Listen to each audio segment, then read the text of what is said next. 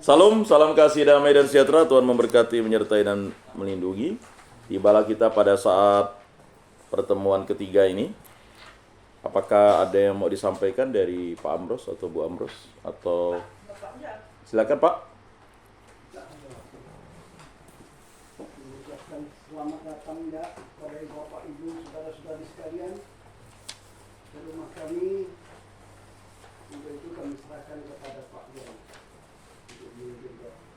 Baik, terima kasih. Mari kita memulai kegiatan bahan APP KTKC 2024 ini, pertemuan ketiga dengan lagu pembukaan. Lagu pembukaan nomor 10.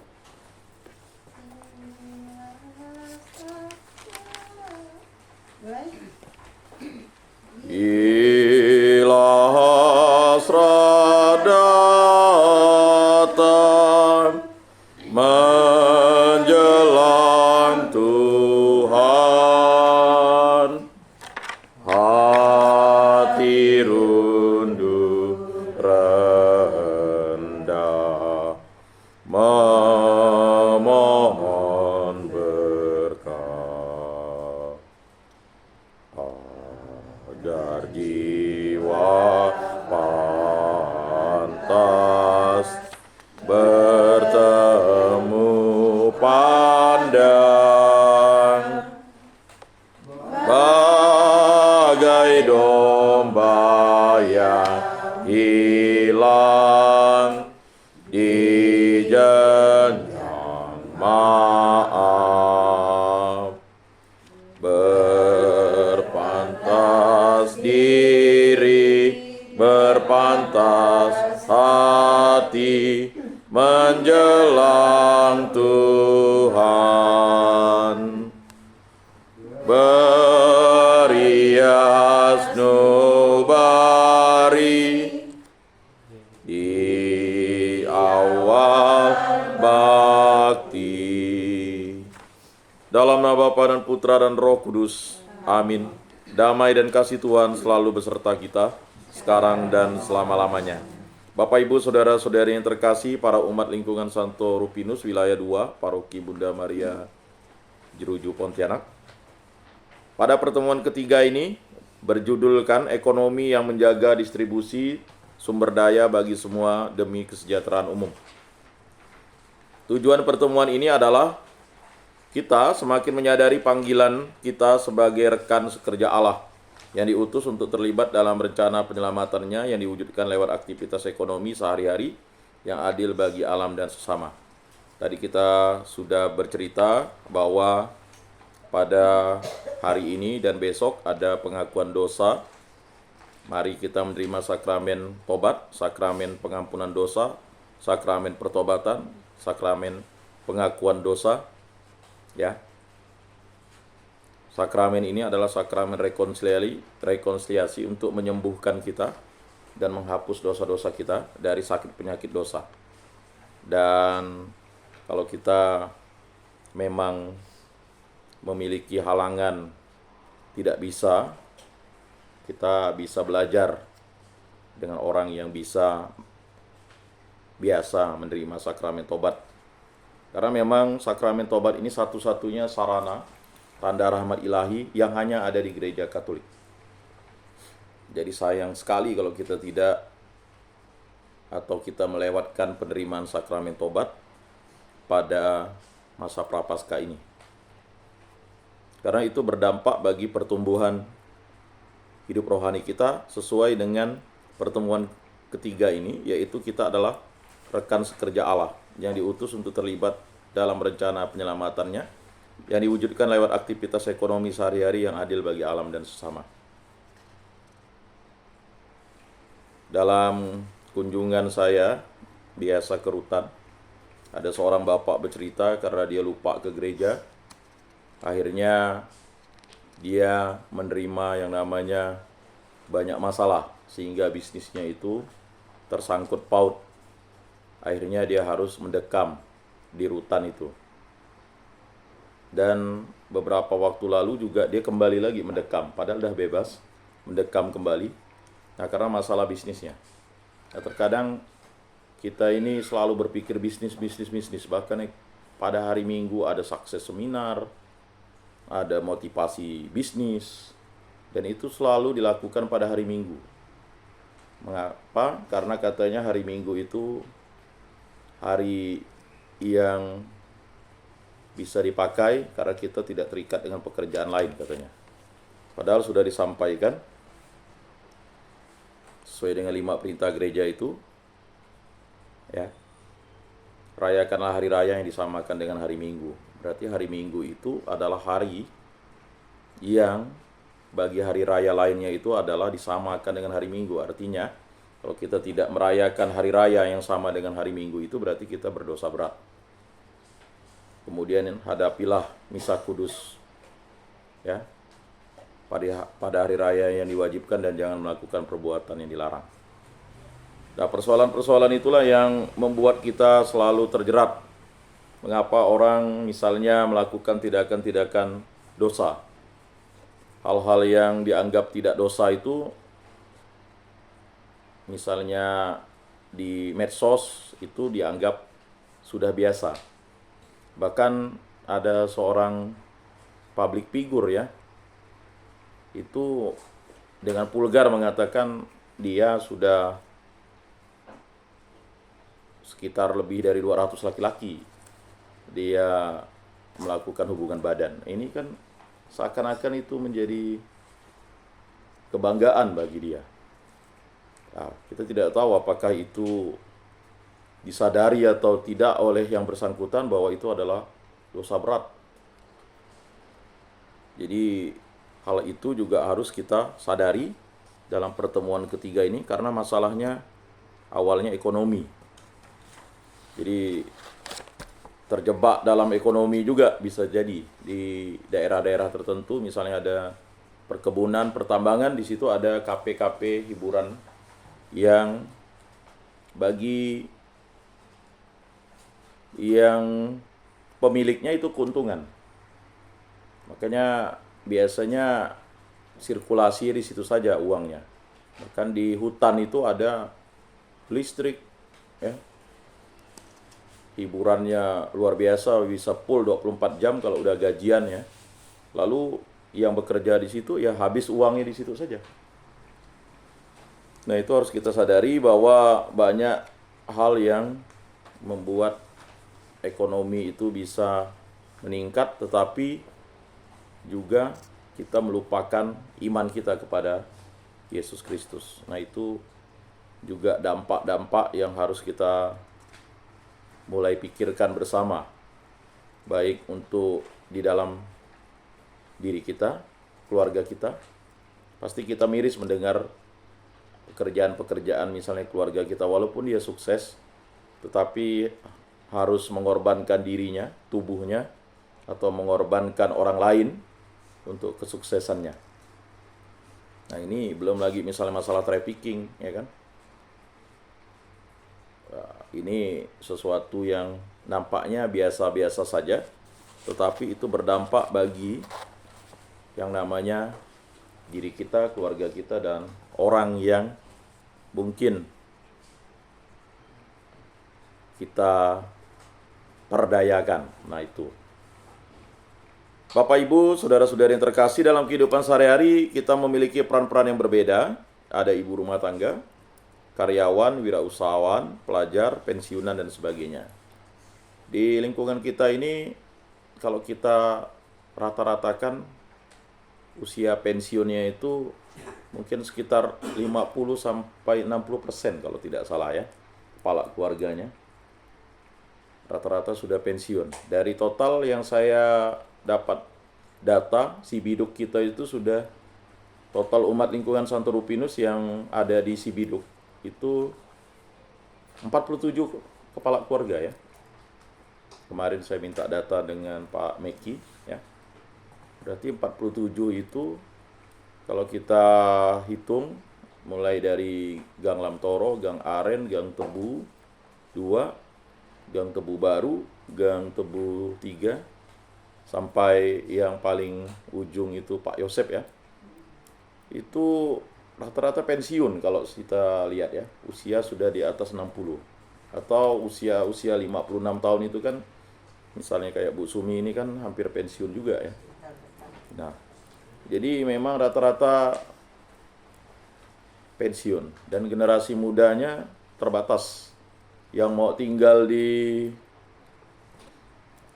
lingkungan Rupinus itu ya paling anak-anaknya yang harus balik dari pekerjaan dari luar biasanya.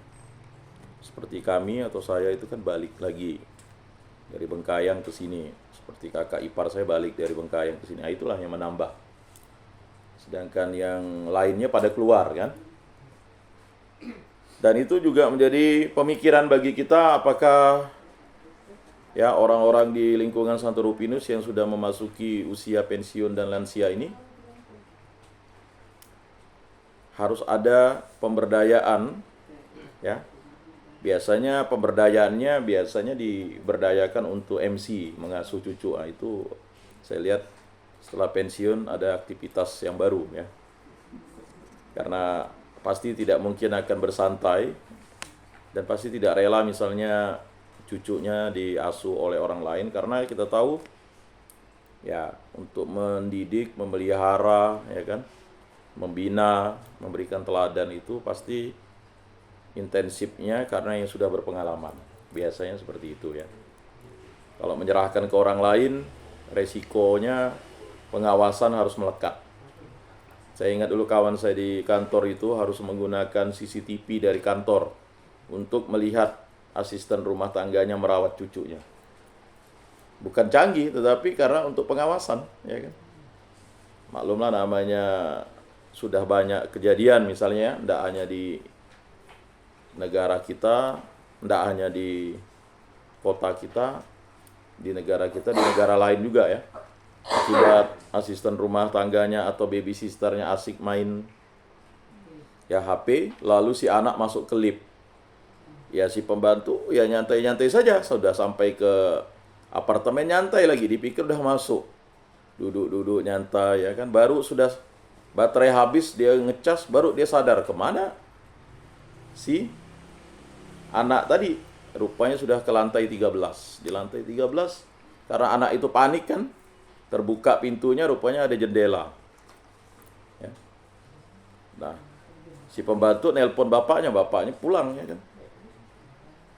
Akhirnya sudah terlambat. Ya, anak itu karena takut, dia pikir ya caranya untuk keluar dari ketakutannya lompat dari jendela kan.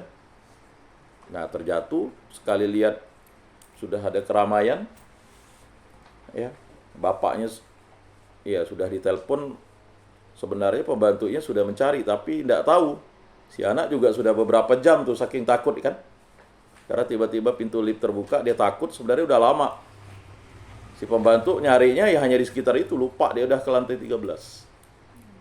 Akhirnya ya sekali diputar di CCTV, anaknya itu ketakutan, melompat. Nah, ini juga salah satu ya, mau nyalahkan siapa? Kelalaian. Nah, begitu juga misalnya kejadian kemarin ya, berenang ya, ini dengan pacar mamanya ya, enggak tuh ditenggelamkan katanya ya kan, dan sebagainya. Nah, ini juga membuat kita miris begitu. Kita terlalu menyerahkan tanggung jawab pemeliharaan anak itu karena faktor ekonomi tadi, karena menjadi public figure, mau syuting katanya. Ya. Lalu ya tidak tahu apa yang terjadi. Karena terlalu percaya baru menjadi pacar. Ya akhirnya ya seperti itu. Atau kasus-kasus yang lain banyak contohnya. Ya, ditinggalkan dengan calon suaminya padahal itu anak kandungnya ya, karena hanya ya tidak tahu pengasuhan anak, anaknya menangis, padahal menangis mungkin karena dia kena gigit serangga atau kena ya mencret ya kan, namanya anak kecil, lalu dipukul, tambah nangis, lalu tidak mau berhenti kan, namanya anak kecil sakit, lalu akhirnya ya kepalanya dibenturkan di dinding toilet ya kan, baru sadar dah diam kan, dia pikir hanya sekedar pingsan, rupanya setelah 1 jam udah meninggal. Dan itulah yang penting ya untuk kita pikirkan bersama dalam pertemuan ini. Apapun peran kita pasti terlibat dalam aktivitas ekonomi dalam arti luas, yaitu memenuhi kebutuhan hidup menggunakan sumber daya yang ada. Tidak jarang usaha kita untuk memenuhi kebutuhan hidup itu merugikan alam dan orang lain. Ya itu tadi contoh-contoh yang merugikan orang lain. Dan merugikan alam juga. Banjir di mana-mana. Ya. Jadi sebenarnya kalau di Kalimantan banjir itu biasa sebenarnya, ya. Sebenarnya udah ada dikasih garis.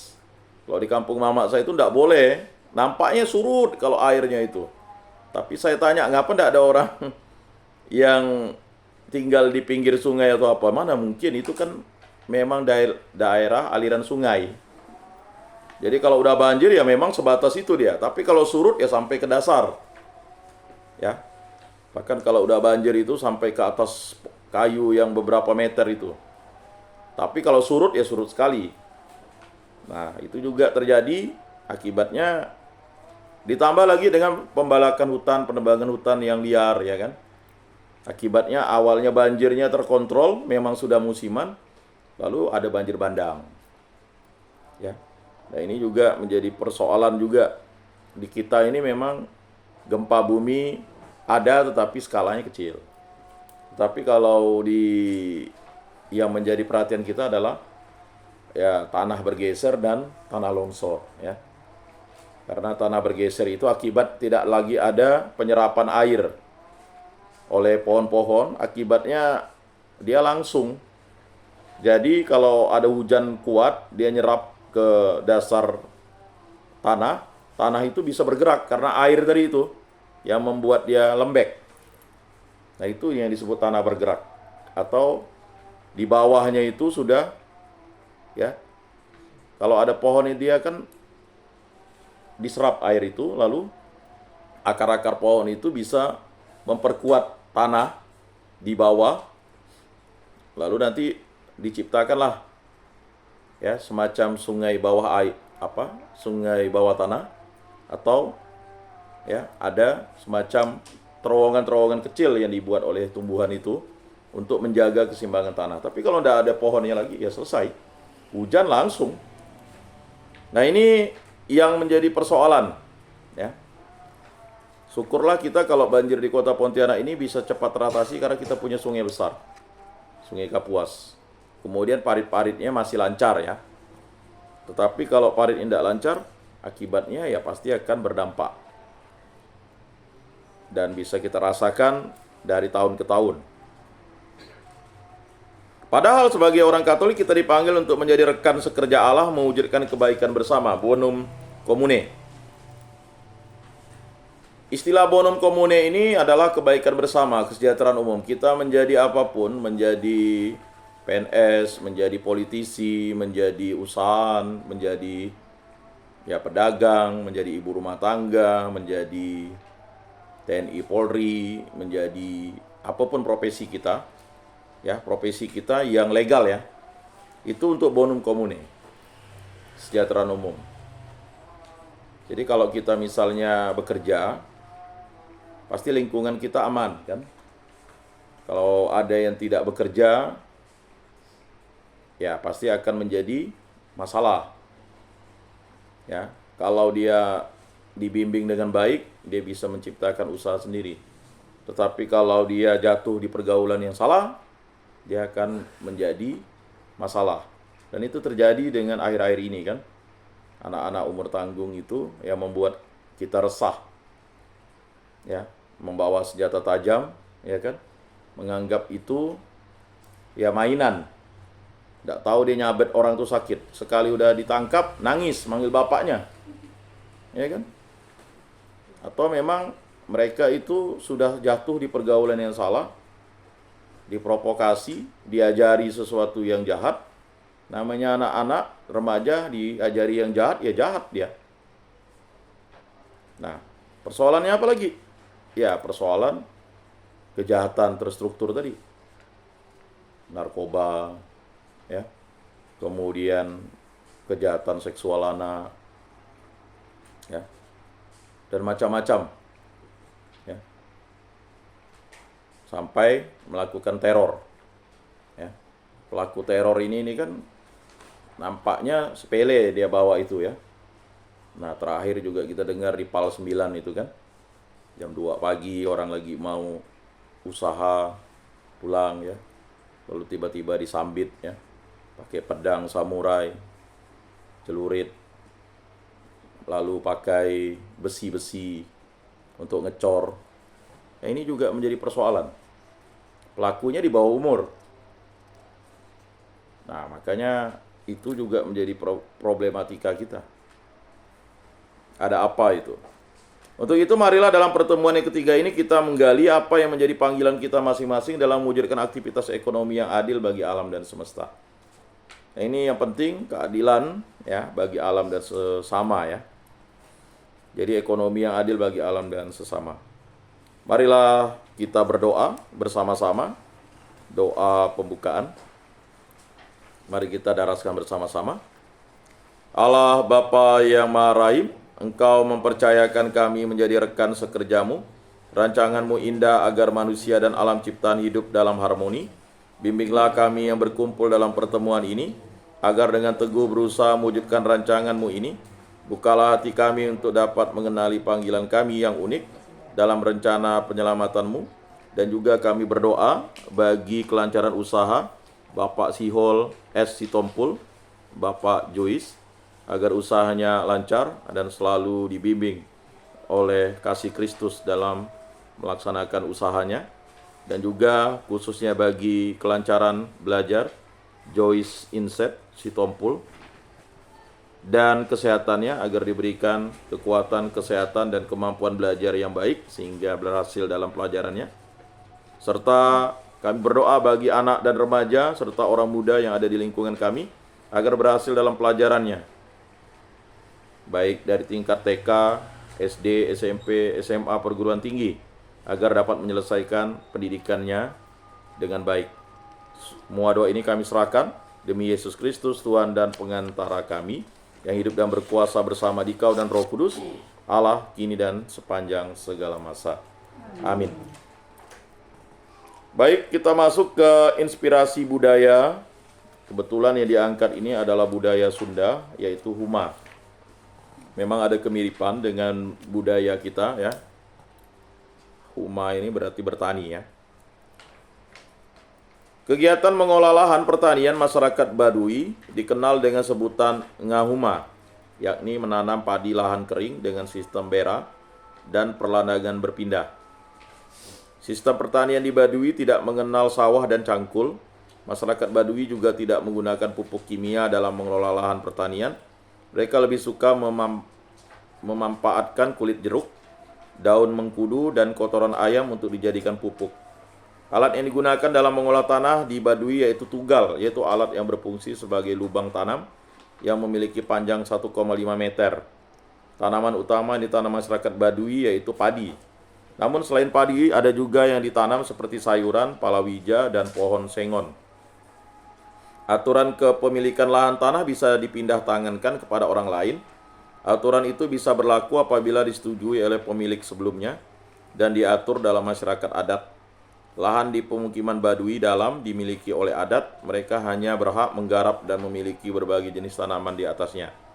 Luas lokasi garapan ditentukan oleh kemampuan orang tersebut untuk menggarapnya, atau didasarkan pada hasil panen tahun sebelumnya. Tanpa adanya intensifikasi pertanian pada kondisi tanah dan cuaca yang relatif sama, besarnya hasil panen dipengaruhi oleh luas lahan yang dibuka untuk berladang. Sistem perladangan masyarakat Baduy adalah sistem perladangan berpindah. Masa bera 7 atau 9 atau 11 tahun, namun sekarang ini masa beranya hanya 5 tahun. Kegiatan berladang ini dilaksanakan 1 kali dalam 1 tahun yang kemudian diberakan selama 5-7 tahun. Jenis tanaman pokok adalah padi huma yang minimal harus terdiri dari 5 varietas. Varietas padi huma diantaranya adalah padi kuning, padi siang, padi bentik, padi merah, padi sereh, dan padi ketan. Pola pengaturan varietas padi pun sudah jelas, di mana padi ketan tidak boleh berhadapan dengan padi kuning dan padi siang. Dan letak padi ketan harus di sebelah barat. Kegiatan-kegiatan perladangan dalam masyarakat Baduy secara umum dapat dikelompokkan menjadi 6 tahap, yaitu yang pertama, menetapkan lahan yang akan dijadikan huma. Kedua, menyiapkan lahan huma dengan berbagai perlakuan. 3, menanam padi huma dan tanaman selingan lain. 4, memelihara tanaman padi. 5, memanen dan mengeringkan padi di ladang. Dan 6, menyimpan padi. Jadi itu ya yang sudah diilustrasikan. Dan ini mirip seperti masyarakat Dayak ya. Mirip ya. Jadi selalu kalau kita dulu ingat itu, pasti orang itu pasti ada padi bermacam jenis ya. Jadi dalam sekali panen itu dia dapat beberapa padi. Ya. Ada padi yang memang untuk makanan pokok ya. Kemudian ada padi. Jadi jenis padinya itu khusus untuk adat juga. Ada padi yang hitam, ada yang disebut beras hitam, beras merah kan? Yang hitam, merah, karena itu memang untuk. Kemudian ada beras ketan. Nah, jadi rata-rata kalau mungkin Bapak Ibu yang memang tinggal dulu di perkampungan itu lengkap padinya. Walaupun pada prinsipnya dapat sekarung, tapi dia bisa sampai untuk 1 tahun ke depan. Nah itu kalau sudah padi ketan itu biasanya diingat itu biasanya padi yang lain udah habis. Biasa terakhir tuh ketan tuh. Kalau sudah ketan itu untuk menandakan bahwa ya kan padi yang lainnya sudah habis. Kalau udah makan beras ketan. Walaupun memang beras ketan itu untuk adat juga ya, beberapa jenis padi itu. Seingat saya ya. Jadi kalau udah orang Dayak makan beras ketan itu biasanya udah padi yang lain udah habis. Mengapa begitu? Itu untuk menandakan bahwa ya harus siap-siap bercocok tanam kembali begitu. Jadi dulu masyarakat tuh udah pandai dia, ada pintar, bijaksana dia. Ya kan? Kalau nanti makanya ada tahun baru padi namanya. Ya. Maksudnya itu artinya ya bersama-sama masyarakat bersukacita bahwa menikmati beras baru.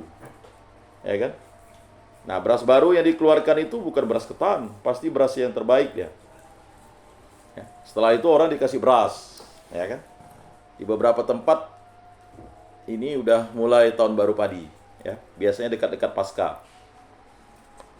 Nah, ya, siklus musim seperti itu ya luar biasa. Itulah bagaimana masyarakat Baduy dan masyarakat Dayak sendiri menggunakan yang namanya alam itu dengan bijaksana. Kalau orang sudah ya membuat hutan itu, membabat hutan itu bukan untuk dia perumahan, tetapi ya itu ada musim nabot namanya ya, musim motong ya kayu-kayu besar itu kan. Itu harus pakai adat ya bukanya. Bahkan saya ingat sepupu mamak saya itu karena kurang lengkap adatnya, sering banyak yang akhirnya meninggal dunia, ya. Karena dulu tuh tidak sembarang tuh nebang tuh, kayu bisa meluncur, ya. Padahal udah menghindar, ya. Mengapa? Ya, pasti ada sesuatu yang kurang, ya. Makanya nebang dulu itu orang yang berpengalaman dan hati-hati, membakar juga, ya. Itu tidak ada dulu orang membakar lalu bisa bakar lahan. Berarti orangnya memang sengaja bakar lahan ya. Ya. Kemudian pupuknya itu sebenarnya membakar itu adalah ya supaya ya ada yang namanya kapur ya untuk ya pupuk. Nah, dari artikel di atas kita dapat menggali beberapa simpul inspirasi yang mendukung pemahaman kita akan aktivitas ekonomi yang adil bagi alam dan sesama. Di antaranya masyarakat Baduy mengelola tanah secara berkelanjutan, mereka tidak menggunakan bahan-bahan kimia ketika bertani sehingga tanah tidak rusak. Dulu mana ada orang pakai pupuk? Ya, pupuknya yaitu hasil abu pembakaran tadi itu. Ya, tetapi tidak langsung bakar. Ada musimnya itu tebas tebang dulu, ya kan? Lalu dibuat kubu-kubunya. Kemudian udah musim membakar itu, ya. Mereka menjaga lahannya, ya. Nah, makanya kalau misalnya ndak bagus bakarnya, dia bilang ante tuh. Kalau ante itu susah, ya. Jadi tanah itu benar-benar pas ya. Kalau misalnya dia ante itu bakarnya, ya nanti kurang maksimal pertumbuhan padinya. Nah, jadi ada yang tahu tuh. Ya, ada musimnya dan ada harinya, ndak bisa dia sembarangan. Makanya tebas tebangnya itu belalek lah dia mereka bersama-sama lah. Nah, kalau udah selesai tebas tebang, dibakar kan, kemudian udah benar-benar ya masak tanah itu kan, kemudian nanti didiamkan beberapa saat, barulah nanti menugal tuh, ya kan? Kalau ya pada prinsipnya karena mereka harus melihat juga kapan musim apa.